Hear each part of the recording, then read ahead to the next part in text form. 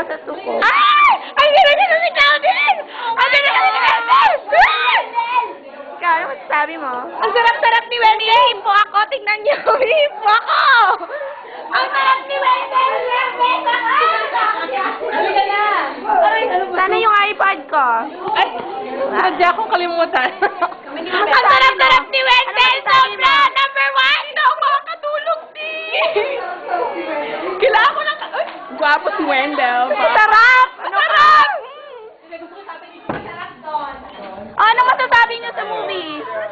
Ano masasabi ng mga taga-bukid? Ano masasabi niyo? Video! Kailangan ko nagtaga-bukid. Di ba si Giselle Si. Si. Ha? Si. Kung nasali ko siya? I give a Ano masasabi mo? Nasali ko. D! Ang grade D! Hindi tayo matulog! People, they always scream. Dumudo ko na yung ilong mo! Sukob. Ano masasabi niyo sa movie? Tabi-tabi ngayong gabi kasi nakatakot. Kadiri! Ano masasabi niyo sa movie? Confusing. Confusing.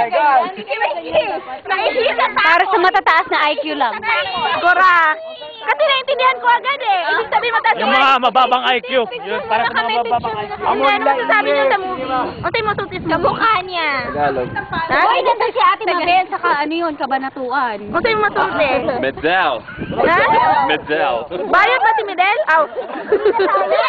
Actually, si Kuya Medel yung hindi pumipikit kanina dun sa banyo, nung yung part na narinig ni Medel. Saan tayo matulog? Medel.